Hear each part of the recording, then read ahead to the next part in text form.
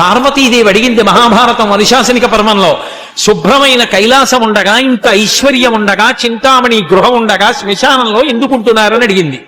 అడిగితే ఆయన చెప్పాడు, పార్వతి బతికున్న నాళ్ళు అన్ని చోట్లకి వెడతారు, ఏమీ తోచట్లేదు, శ్మశానానికి వెళ్ళొద్దామని ఎవరు రారు పార్వతి.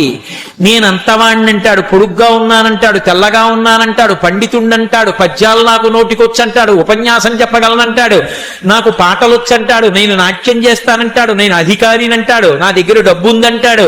ఇన్ని ఉన్నాయనుకున్న వాడిలోంచి ఊపిరి బయటికి వెళ్ళిపోయిన తరువాత వాడిని తీసుకెళ్లి 4 కొత్త కర్రల మీద పడుకోబెట్టి చాప చుట్టి తాడు కట్టి పైన నూలుబట్ట కప్పి తీసుకొచ్చి అన్నీ తీసేసి కర్రల మీద పడుకోబెట్టి కాల్చేస్తుంటే జీవుడు లేచి నిలబడి పుర్రె పగిలిపోయిన తరువాత కన్న కొడుకు కూడా స్నానం చేసి వెళ్ళిపోతుంటే చీకటి పడిపోయాక, అయ్య బాబోయ్ చుట్టూ ఉగ్రభూతాలు, నా వాళ్ళన్న వాళ్ళు లేరు, వీళ్ళని నమ్ముకున్నాను, ఒక్కడు లేడని ఏడుస్తుంటే నేనున్నాను రా అని చెప్పడానికి నేను కూడా లేకపోతే చచ్చిన వాడు 1000 మాటలు చచ్చిపోతారని అక్కడ ఉన్నాను పార్వతి, నా కర్మకాల అక్కడ లేనని.